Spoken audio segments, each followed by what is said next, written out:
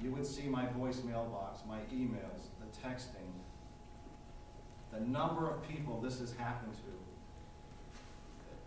it breaks my heart. Obviously, some it's too late, their child has died because of the same exact activity. But people are begging me to save their child.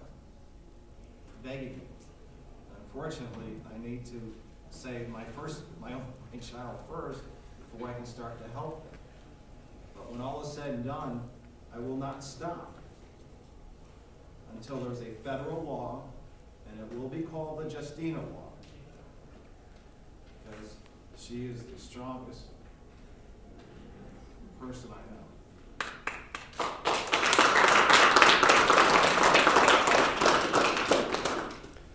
She is my hero, and she needs to be the hero for every child and family in this country.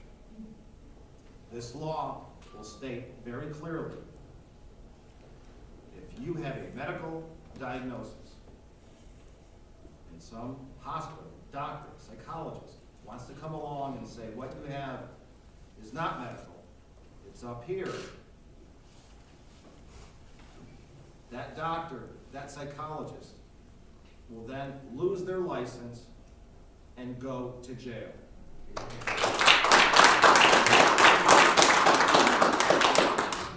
Because until that happens, until there's recourse that can happen to these doctors, these psychologists, these hospitals, they're going to continue to do it. Every day, I get calls, Yale, another one at Boston Children's, you name it, they're happening on a daily basis. And unfortunately, the doctors, the hospitals, psychologists, they know how to work the system, which an agency that's designed to do so much good could do so much evil by protecting these facilities, these hospitals, from doing this. Let's take a quick step back. What happened?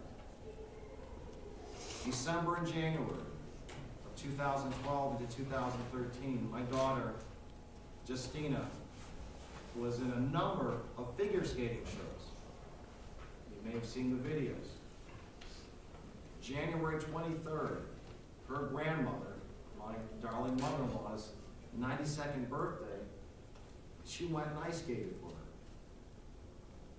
Less than 2 weeks later, she got the flu. For 2 years, she had been treated successfully at Tufts Medical Center by some of the world's top doctors. And as you all know, Tufts is not exactly, as I've said in the past, Bob's Hospital. They're one of the world's leading medical facilities in the country. They were treating her, and they were treating her successfully. In fact, 4 years prior to that, my daughter Jessica, sitting here in the front row, her life was saved by Tufts Medical Center. She was rotting in a bed at a Connecticut hospital. They had no idea what to do. Fortunately, through my wife's personal initiative, we helped assist a certain Connecticut hospital to see that maybe another facility might give her a chance to live. We got her to Tufts Medical Center. It took a while. Dr. Flores, world expert in GI motility, also on the board for mitochondrial disease, Mito Action Committee. Tried a number of things because the longer damage happens, the more difficult it is to cure.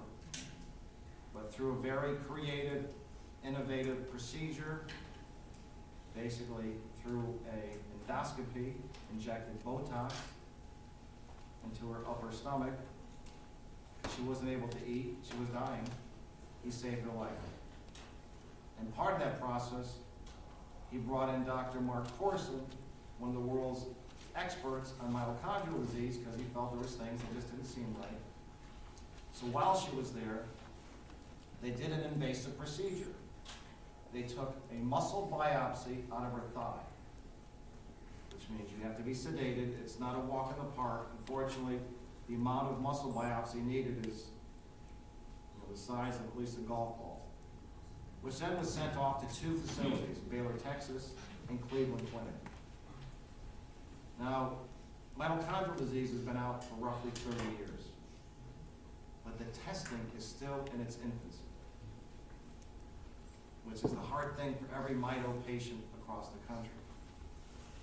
But in Jessica's case, both Baylor and Cleveland Clinic's tests came back positive,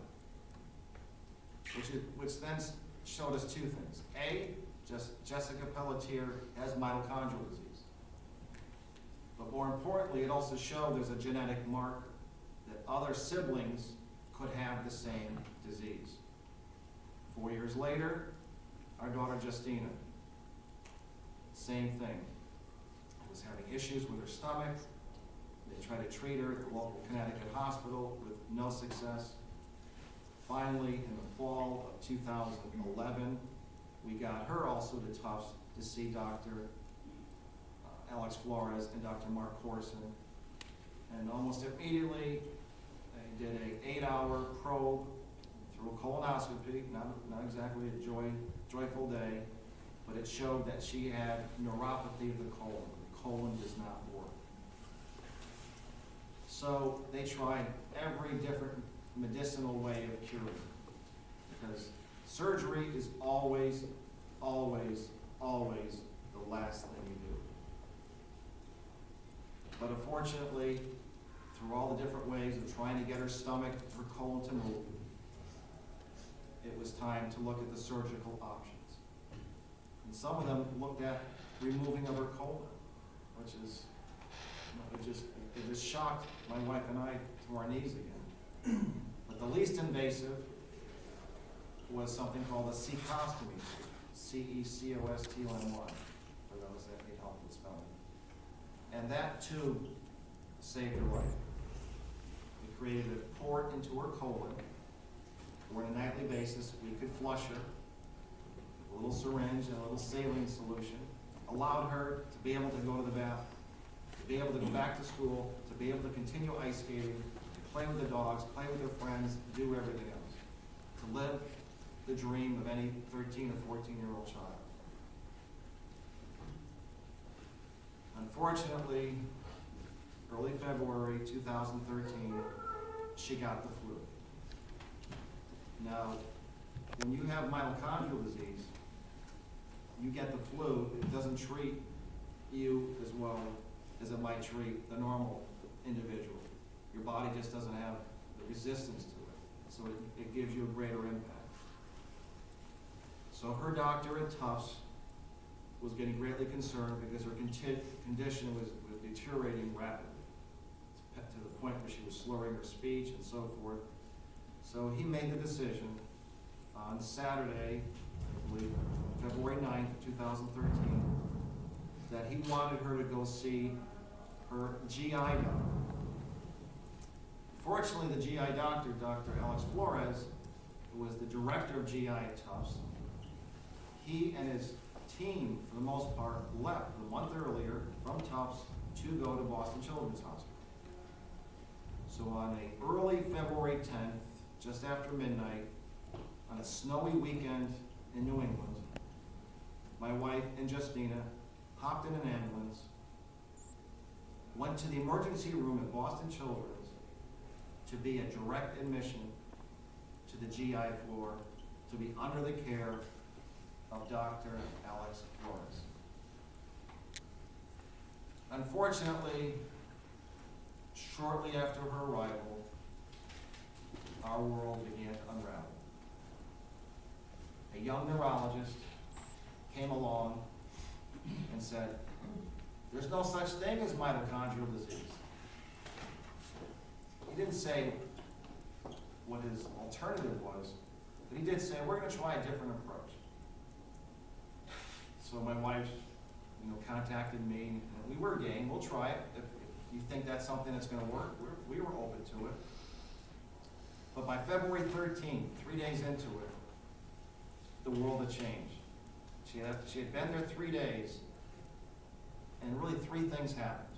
Number one, the doctor that sent her there Dr. Mark Corson, still had no involvement with her care. Number two, the doctor she came to see, Dr. Alex Flores, was being blocked, physically blocked, from seeing his patient at Boston Children's Hospital.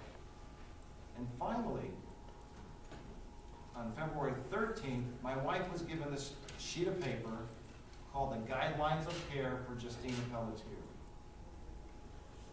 And to this day, that paper shakes the very fabric of what this country is all about. In that paper, it said, "You will no longer be allowed to speak to any other physicians. We are taking over. There will be no more diagnosing going on. And for good measure, we're going to take her off all her medications." Two of the most critical ones was she had been diagnosed with tachycardia, rapid heart rate. She was on metoprolol for that. Well, since she's been off that medication, and this is all verifiable by medical records, her heart rate has never been below 100 to peaks of 152. It's like she's running the Boston Marathon every day. Number two, and it's part of the thing that just melts me, it's what makes my knees buckle. With the cecostomy tube, mitochondrial patients have a more sensitivity to nerve endings. While the tube was working and working wonderfully, there was pain. So she was put on Lyric, just like if you have fibromyalgia or some of these other things. And that was working wonderfully. The pain was gone. So what was the second thing Boston Children's Hospital did? Was take her off Lyric, put her in pain. That was done early February. She has been in severe pain in this state for almost 13 months. And then just to add good measure to it, which made no sense at all, mitochondrial patients need to be on what's called a vitamin cocktail. Because mitochondrial is your energy source. It's your engine that allows you to get up and go. So when you have mitochondrial disease, you need assistance. So what mito patients get is what's called a vitamin cocktail. Each one is designed specifically for them based on their vitamin deficiencies. Things like coenzyme Q10, creatine, levocarnitine, magnesium, on and on and on. They took her off that. Those are vitamins. They took her off that. That was February 13th. And that's when we said, enough is enough is enough. February 14th, Valentine's Day, which you always think of that old movie, the Valentine's Day Massacre. Well, the Pelletier family was hit with the Valentine's Day Massacre here at Boston Children's that day. Justina had already pre-scheduled appointment that day at Tufts with Dr. Mark Corson. So my daughter Jessica and I went up to meet my wife Linda to have her discharged, not to take her home, but to take her a few miles down the road to Tufts Medical Center. Again, not Bob's Hospital. We get there, and we could see things were not moving very well. They were hemming and hawing, saying they needed to get the attending physician. They were doing all kinds of things. But where the nurse's station was, which is where we were located, there was a number of hallways that fed into it. And all of a sudden, you can look to your left, you can look to your right, you can look in front, you can look behind. Sets of security guards coming from every direction. So I said, this is not looking good. So I actually called the Boston police. We called 911 and told them point blank, Boston Children's Hospital is about to kidnap my daughter. You can see what a fun phone call that was. It took them a while to get there. They met with us briefly, met with the Boston Children's people. Basically said, we're risking our daughter's safety. We are, by not following Boston Children's protocol, which was to totally ignore the successful protocol that had gone on at Tufts for 2 years. Next thing you know, they said they called DCF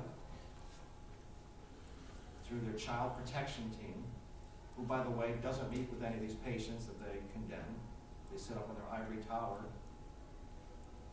condemning children left and right. They then bring in DCF. DCF just does their dirty work.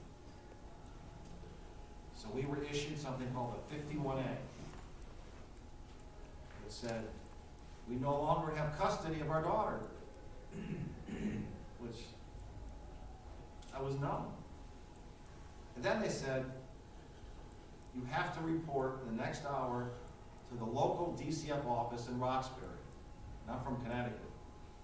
Roxbury was not exactly downtown Boston. But here's where it gets even crazier. We're from Connecticut. We were told at that meeting, we have to appear in court the very next morning at 9 a.m. with an attorney. We're from Connecticut. We need to find, at 4 o'clock on a Thursday afternoon, a Boston attorney to appear in juvenile court at 9 a.m. the next morning. I can tell you how much fun that was finding somebody. Fortunately, we found, through a contact, somebody who could assist us and actually be there that next morning. But again, here's where the problems began. They began what they call the 72-hour hearing. Now, I'm a pretty good math guy, so when I think of 72 hours, I think of 3 days. This court system's view of 72-hour hearing is 2 months, because that's how long it took. They made us go through the rings. First thing they said was, which was the first day in court, February 15th, well, she's at Boston Children's, so she has to be safe there. And I said, time out, they're taking her off all her medications, and even then she was beginning to deteriorate. Judge didn't care, DCF didn't care. So we go through this 72-hour hearing, which took almost 2 months. Despite overwhelming evidence proving our case, the judge still said, Mass DCF has proved their case. Crushing blow. You come back in the fall to do this appeal process, this abuse of power by DCF. Again, overwhelming evidence. December 20th, thinking that, okay, the judge screwed up the first time, he can't do it again.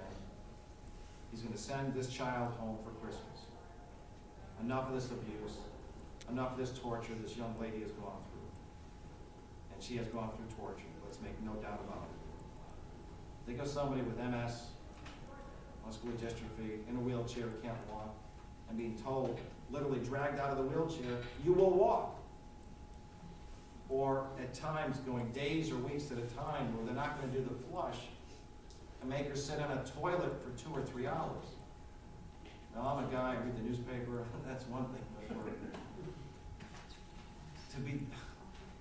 for her to go through that was just absurd. Never mind the pain and so forth. So December 20th, we go back to court, and again, the hearing, the judge says, despite overwhelming evidence, DCF, Mass DCF has proved their case. But I'm going to throw a carrot out there. We're going to bring in this guardian ad litem. Even though that guardian ad litem should have been brought in from the very beginning. So on December 20th, he throws a carrot out there. We're going to have them take a look at it and maybe see about having an alternative set of eyes look at it, which we had already submitted. We'd given the full team, from Corson to physical therapy to you name it. It didn't matter. So February 4th, we go back to court, and we're basically told that Tufts, Dr. Corson's going to be in charge again, basically admitting that what Boston Children's had done for 13 months was gross negligence and an error to Justina and obviously to our family. But DCF comes in the courtroom and throws in a curveball. We don't want geez, that's a place where she was thriving successfully.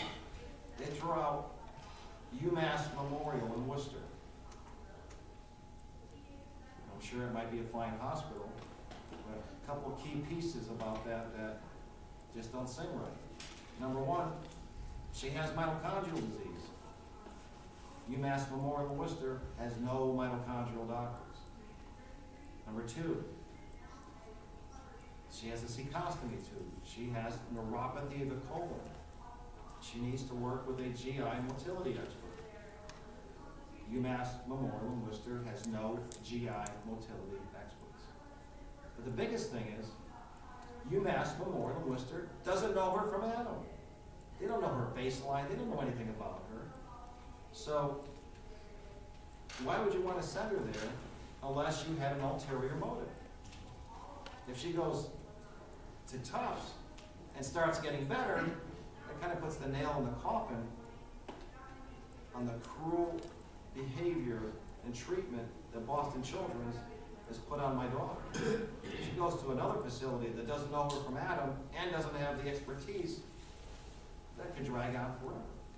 Because remember, the damage that's been done to her now may be irreversible. Each day that passes makes the likelihood of her recovering that much more difficult. And to keep dragging this on now on March 17th, is crazy.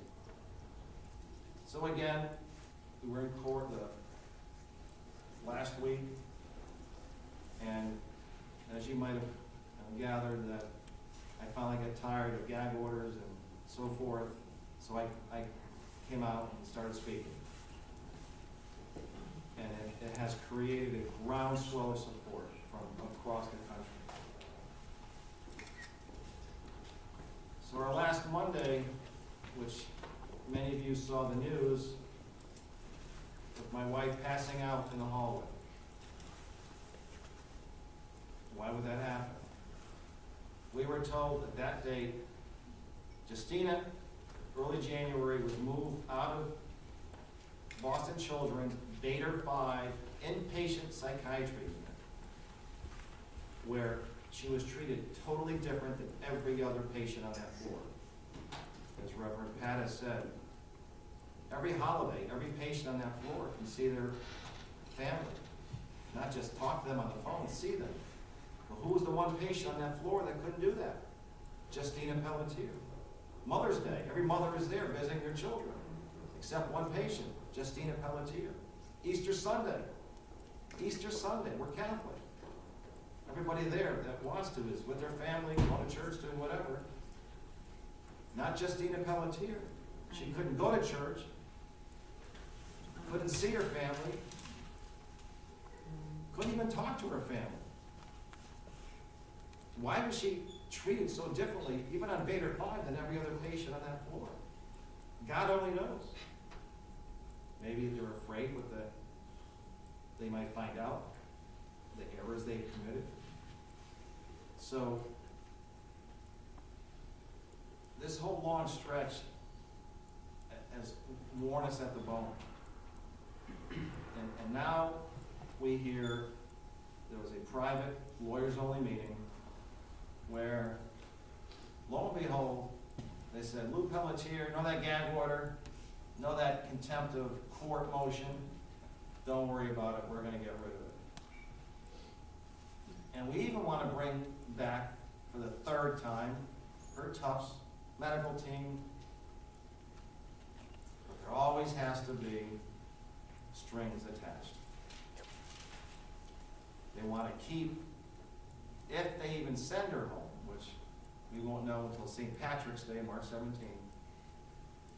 they want to keep, despite admitting what they did is wrong, because that's why they're bringing in the Tufts facility, they want to have either Mass DCF or Connecticut DCF still overseeing her.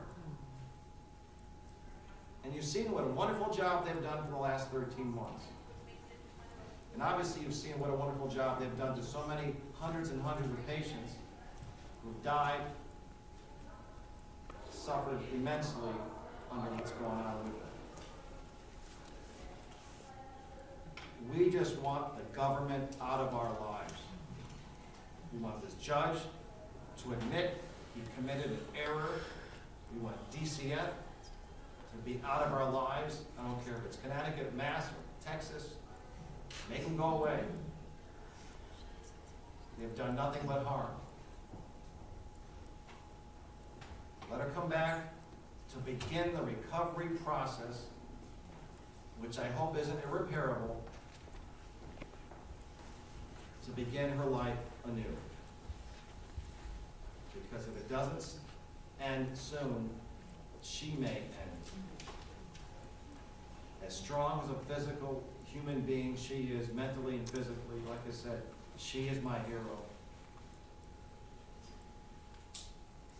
You cannot do this anymore to her. You cannot do this anymore to our family. It's shaken the fabric of our belief in this country. Here we are in Boston. John Adams, Tea Party. Yet every legal entity here has turned their back on us. And they've turned their back on so many people who've gone through this before us and will continue to go through this because we get the calls every day. Mr. Pelletier, God bless you for knowing how to speak, but could you save my child? You know how crushing that is? But you know what? I've got more resolve than ever. I've always been a fighter. When you deal with children that have medical issues that are not so easy to understand, if you're not a fighter, they will die. Unfortunately, we've been to this rodeo before. My daughter Jessica, at one point, was treated for fevers of unknown origin, was treated for epilepsy. She was on 34, 35 pills a day. Didn't have epilepsy, but she was being treated for it. But when you fight the medical community, they don't like it. So somebody has to take a stand. And maybe that's God's calling for yours truly, but I will not back down. And if I have to be the voice for all these thousands of people across the country and never have to go through this again, God bless, I will do it.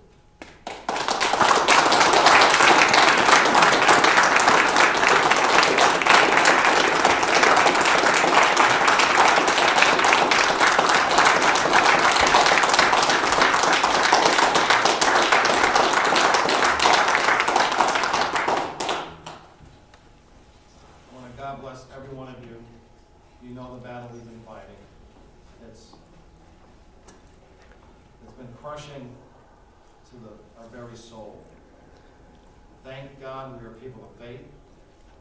Thank God there are people of faith that are around us at times when our faith gets shaken at times. But it's my faith that's gotten me through this. It's my faith that's gotten me to be able to speak in front of people. Teaching Medicare planning and adult education is one thing. Getting in front of 5 cameras or whatever is a little bit different ballgame. But I guess God gave me a gift, and I'm not going to let that gift go to waste. So we need to change our world with DCF. Since the mid-90s, DCF was created. They spun off of Department of Social Services, and they pretty much have no oversight. How can any government agency with that much power have no oversight? So that's for the politicians and the representatives to deal with. God bless them from every level, from the state level. As Reverend Pat has said, this needs to go to a national level, because I have an army of people that's not so silent anymore. They're fed up with this. They want their freedoms. They want to be able to be parents. They want to be able to go to the doctors of their choice. Be the good parents. Yes, we know sometimes not all parents are the best. But big picture is, when the families are doing the right thing, let them continue to do the right thing without government intervention.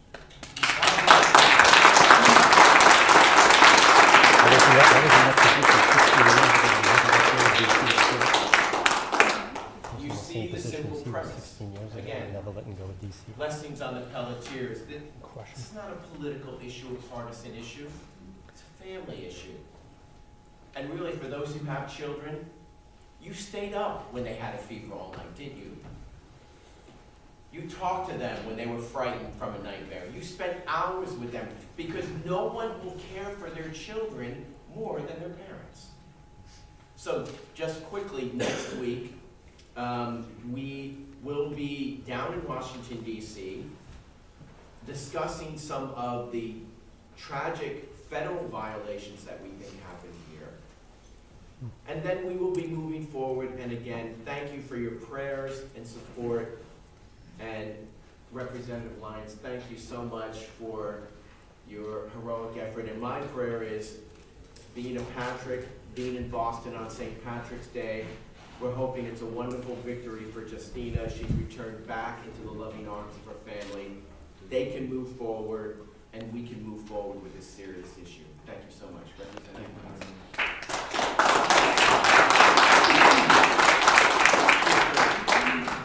Close this off. I'd like to first of all, thank you very much for coming in and sharing your story. Also, Lou and Linda, yesterday we received a petition with 54,000 signatures on it.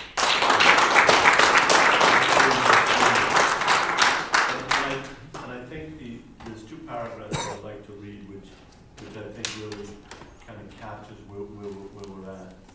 And Pat has mentioned about a loving family versus the faceless, powerful bureaucracy.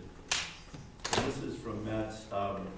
As more details in this case come to light, we the people are becoming increasingly outraged. It is unfathomable that this barbaric overreach by a state agency is taking place in America and in the city that launched the fight for American liberty. As a ward of the state, Justina Pelltier has denied proper medical care, education services, and access to the clergy, all of which are afforded to the most violent criminals in Massachusetts. The restrictions on families' visitation are totally unacceptable. No 15-year-old should be forced to live under such conditions. And as a legislator and speaking for all of my colleagues, I want to thank you for having the courage to step